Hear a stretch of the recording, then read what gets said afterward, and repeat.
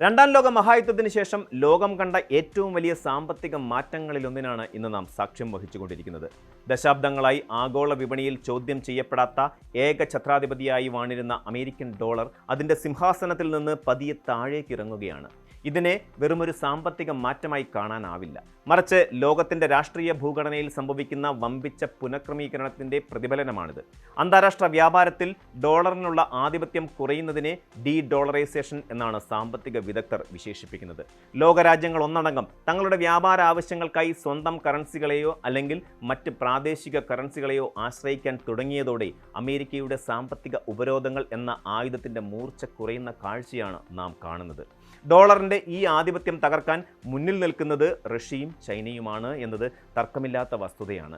Russia Ukraine യുദ്ധത്തിന് പിന്നാലെ അമേരിക്കയും യൂറോപ്യൻ രാജ്യങ്ങളും റഷ്യയ്ക്ക് മേൽ ഏർപ്പെടുത്തിയ കഠിനമായ സാമ്പത്തിക ഉപരോധങ്ങളാണ് ഈ നീക്കത്തിന് വേഗത കൂട്ടിയത്. റഷ്യയെ ആഗോള സാമ്പത്തിക വിനിമയ സംവിധാനമായ സ്വിഫ്റ്റിൽ നിന്ന് പുറത്താക്കിയതോടെ തങ്ങളുടെ നിലനിൽപ്പിനായി റഷ്യയ്ക്ക് പുതിയ വഴികൾ തേടേണ്ടി വന്നു.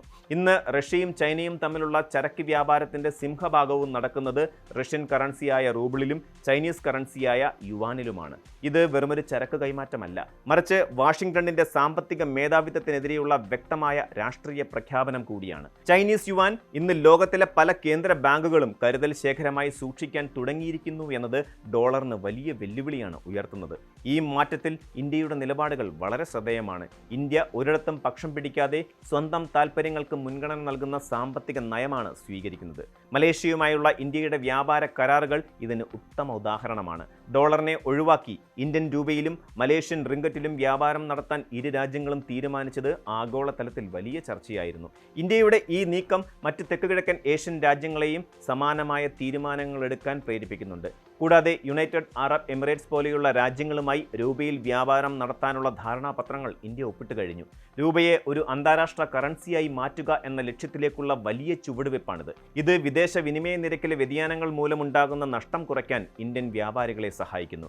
ലാറ്റിൻ അമേരിക്കൻ രാജ്യങ്ങളും ഈ പുതിയ സാമ്പത്തിക പ്രവാഹത്തിനൊപ്പം ചേരുന്ന കാഴ്ചയാണ് ഇപ്പോൾ കാണുന്നത്. ബ്രസീലും അർജന്റീനയും തങ്ങളുടെ ചൈനീസ് ഇറക്കുമതികൾക്കായി യുവാൻ ഉപയോഗിക്കാൻ തീരുമാനിച്ചത് വലിയൊരു മാറ്റത്തിൻ്റെ സൂചനയാണ്.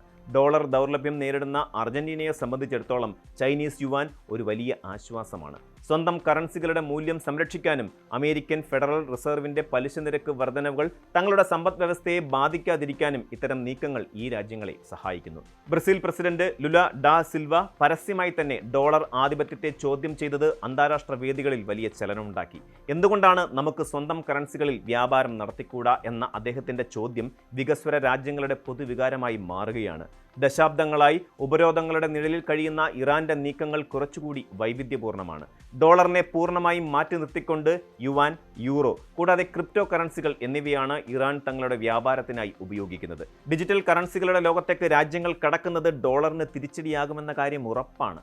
സെൻട്രൽ ബാങ്ക് ഡിജിറ്റൽ കറൻസികൾ വ്യാപകമാകുന്നതോടെ അന്താരാഷ്ട്ര പണമിടപാടുകൾ കൂടുതൽ വേഗത്തിലാവുകയും ഇടനിലക്കാരനായ ഡോളറിൻ്റെ ആവശ്യം ഇല്ലാതാവുകയും ചെയ്യും. ഇത് രാജ്യങ്ങൾക്കിടയിലുള്ള നേരിട്ടുള്ള സാമ്പത്തിക വിനിമയത്തിന് കരുത്തേകും. ബിനാൻസ് പോലെയുള്ള പ്ലാറ്റ്ഫോമുകൾ വഴി ക്രിപ്റ്റോ ഉപയോഗിച്ച് വ്യാപാരം നടത്തുന്നത് ഉപരോധങ്ങളെ മറികടക്കാൻ ഇറാനെ സഹായിക്കുന്നുണ്ട്. എങ്കിലും ഡോളർ പൂർണ്ണമായും അപ്രസക്തമാകുമെന്ന് ഇതിനർത്ഥമില്ല. ലോകത്തിലെ ഏറ്റവും വലിയ ലിക്വിഡിറ്റിയുള്ള കറൻസി ഇപ്പോഴും ഡോളർ തന്നെയാണ്. ലോകത്തെ ഭൂരിഭാഗം കടപ്പത്രങ്ങളും നിക്ഷേപങ്ങളും ഡോളറിലാണ് ഇന്നും നിലനിൽക്കുന്നത്. എന്നാൽ ഒരു മൾട്ടി പോളാർ സാമ്പത്തിക ലോകം പിറവിയെടുക്കുന്നു എന്നത് യാഥാർത്ഥ്യം തന്നെയാണ്. അതായത് ഒരു രാജ്യം മാത്രം ലോകത്തിൻ്റെ സാമ്പത്തിക കാര്യങ്ങൾ തീരുമാനിക്കുന്ന കാലം അവസാനിക്കുന്നു. പല കറൻസികൾ ഒരേ സമയം കരുത്ത് പ്രാപിക്കുന്ന ഒരു വികേന്ദ്രീകരണ സംവിധാനത്തിലേക്കാണ് നാം നീങ്ങുന്നത്. ഇത് ലോകരാജ്യങ്ങൾക്ക് കൂടുതൽ സാമ്പത്തിക സ്വാതന്ത്ര്യം നൽകും. വികസ്വര രാജ്യങ്ങളെ സംബന്ധിച്ചിടത്തോളം ഇത് വലിയൊരു അവസരമാണ്. അമേരിക്കൻ ഡോളറിൻ്റെ മൂല്യത്തിലുണ്ടാകുന്ന കയറ്റിറക്കങ്ങൾ മൂലം തകരുന്ന സമ്പദ് വ്യവസ്ഥകൾക്ക് സ്വന്തം കാലിൽ നിൽക്കാൻ ഇത് കരുത്ത് നൽകും. ചുരുക്കത്തിൽ ലോകത്തിൻ്റെ സാമ്പത്തിക ഭൂപടം മാറുകയാണ്. ഡോളറിനോട് കടക്ക് പുറത്ത് എന്ന് പറയാൻ രാജ്യങ്ങൾ കാണിക്കുന്ന ധൈര്യം ആഗോള രാഷ്ട്രീയത്തിലെ പുതിയൊരു കരുത്തുറ്റ ചേരിയുടെ ഉദയമാണ് സൂചിപ്പിക്കുന്നത്.